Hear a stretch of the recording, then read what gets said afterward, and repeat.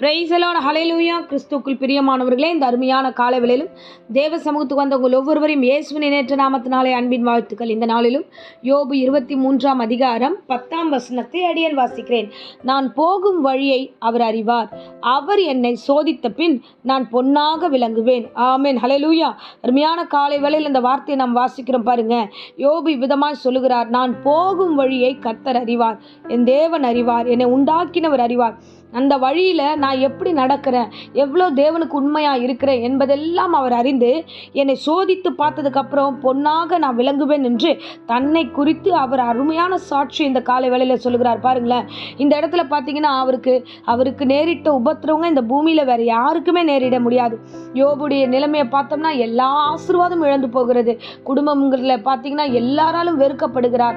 பிள்ளைகள் மரித்து போகிறார்கள், மனைவியால் வெறுக்கப்படுகிறார், சொத்துக்கள் எல்லாம் அழிந்து போகிறது. அப்போ ஒன்றும் இல்லாமல் நிர்கதியாய் சரீரத்தில் போராடி கொண்டிருக்கிற, வியாதியோடு போராடி கொண்டிருக்கிற அந்த சூழ்நிலையில் அவர் சொல்லுகிறார், நான் போற வழி என்னன்னு அவர் அறிவாரு. அது அறிந்தது மாத்திரமில்லை, அவர் என்னை சோதித்த பின்பு நான் எப்படி இருப்பேன் தெரியுமா, பொன்னாய் விளங்குவேன், என்னை ஆசீர்வதிக்கிற தேவன் என்னோடு இருப்பார் என்பதை அவர் விசுவாசித்தார். ஆமென், ஹல்லேலூயா. யோபு இந்த வார்த்தை சொல்லுவதற்கு முன்பதாக அவருடைய நண்பர்கள் எல்லோரும் அவரிடத்துல வந்து, அதில் முக்கியமான நண்பர்கள் அவரை சுற்றி சூழ்ந்து கொண்டு சொல்லுகிறார்கள், நீர் ஒருவேளை பாவம் செய்திருப்பீர், நீர் அவரோடு சமாதானமாய் பழகுக, நீ சமாதானமாக அவரிடத்துல மனம் திரும்ப, நீ தவறுதலாக ஏதாவது பண்ணியிருந்தா மன்னிப்பு கேளு, அப்போ தேவன் உன்னை வந்து மன்னித்து சேர்த்துப்பார், உன்னை மறுபடியும் கட்டுவிப்பார். இதுக்கு முன்ன அதிகாரம்லாம் பார்த்தனா அட்வைஸ் மேலே அட்வைஸ் சுற்றி வந்து சொல்கிறாங்க, உனக்கு ஏன் இந்த பிரச்சனைனா, நீ எதையாவது பண்ணியிருப்பா, அதனால தான் உனக்கு இந்த பிரச்சனைன்னு சொல்லிட்டு பழியை அவங்க மேலே திணிப்பார்கள். அப்பொழுது தான் சொல்லுகிறார், நமக்கு அதே மாதிரியான ஒரு சூழ்நிலை அமைதுன்னு வச்சுக்கோங்க, நம்ம உபத்திரவத்தில் இருக்கிறோம் அப்படின்னா நம்மளை சுற்றி இருக்கிறவங்க யாராவது வந்து இதே மாதிரி சொல்லி, இந்த மாதிரி வார்த்தைகள் எல்லாம் சொல்லி, நம்ம சொந்தக்காராகட்டும், நண்பர்களாகட்டும், இல்லை நம்ம கூட ரட்சிக்கப்பட்டவங்களாகட்டும், யாராவது வந்து உனக்கு இதனால தான் பிரச்சனை, இதனால தான் உன் வாழ்க்கையில் நல்லதே நடக்கலை, இதனால தான் இது நடக்குதுன்னு நம்மளை யாராவது குற்றப்படுத்தும் போது நம்ம எப்படி ஆயிடுவோம் தெரியுமா, திரும்பி நம்ம ட்ரிகர் ஆகி அவங்கள பார்த்து நம்ம திரும்ப பேச ஆரம்பிச்சிடும். இதெல்லாம் உங்களுக்கு தெரியாது, நான் அப்படி இருக்கிறேன் தெரியுமா, இப்படி இருக்கிறேன் தெரியுமா அப்படின்னு சில காரியங்களை அவங்க மேலே கோவப்பட்டு நம்ம சில வார்த்தைகள் எல்லாம் பேசுவோம். ஆனால் யோபு என்ன பேசுகிறா தெரியுமா, நீ எதனா பேசு, என் தேவன் என்னை அறிவார், என் தேவன் என்னை அறிவார், அது மட்டும் இல்லை அவர் பார்வைக்கு நான் பொன்னாய் விளங்குவேன், என்னை சோதிக்கட்டும், கடவுள் என்னை பரவாயில்ல சோதிக்கட்டும், சோதித்தா நான் பொன்னா விளங்குவேன்ல, என்ன அறிவார்ல அப்படின்னு விசுவாச வார்த்தைகளை முன்னிட்டு அவர் பேசுகிறார். ஆமென், ஹல்லேலூயா. இந்த நாட்களில் எந்த மனிதனாக இருந்தாலும் சோதனை என்ற ஒரு காலகட்டத்தில் கடந்து தான் வர வேண்டும். ஹல்லேலூயா.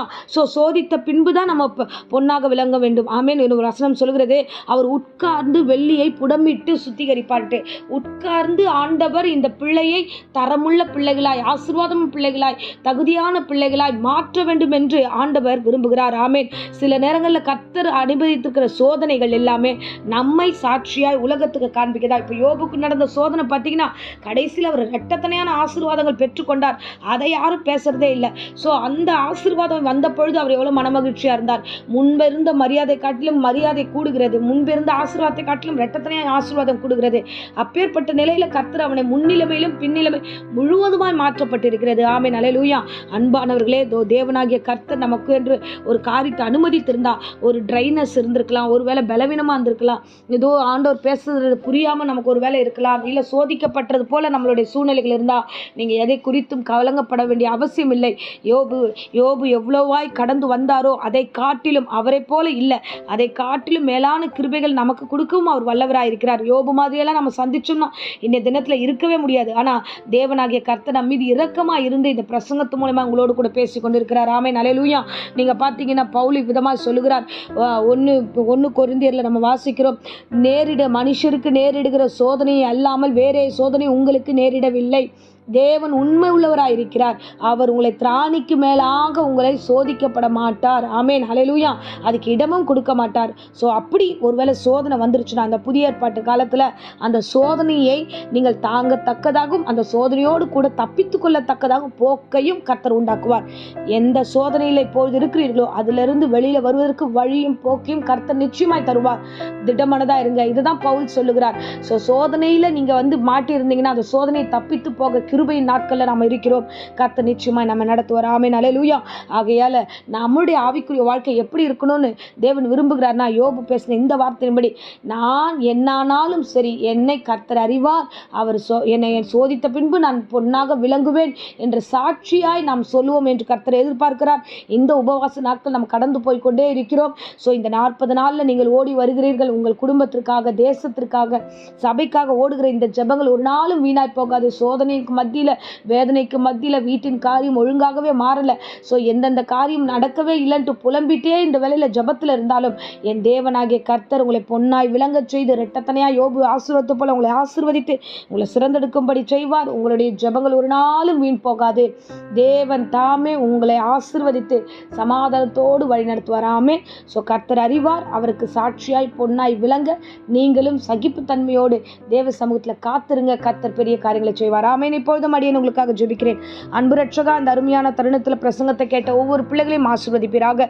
எத்தனை பெரிய சோதனையாக இருந்தாலும் ஆண்டவர் அந்த சோதனையில் ஆண்டவர் நிற்கத்தக்க பலன் தாங்க. அந்த இடத்துல இருந்து தப்பித்துக்கொள்ள வழியை போக்கையும் காண்பி தருளுங்க. நிச்சயமாக வழி நீர் வைத்திருக்கிறீர், அப்படியே நடத்துவீராக. பொன்னாய் விளங்கட்டும். ஒவ்வொருவரையும் ஆசீர்வதியும். அடியேனையும் என்னோடு சார்ந்த என் சபையார் எல்லோரையும் பாதுகாத்துக்கொள்ளும். சுகபல ஜீவனை வழி நடத்துவீராக. இப்போதும் வியாதியோடு பலவீனத்தோடு யாராக இந்த பிரசங்கத்தை கேட்டுக்கொண்டா பூரண சுகத்தையும் ஆரோக்கியத்தையும் கர்த்தர் கட்டளிட்டு ஆசீர்வதித்து வழி நடத்தும். காத்துக்கொள்ளும். இயேசுவின் நேற்று நாமத்தில் ஜெபித்து ஆசீர்வாதத்தை ஒப்பு கொடுக்கிறேன். ஜீவனுள்ள நல்ல பிதாவே. ஆமீன். ஆமீன். Praise the lord. God bless you.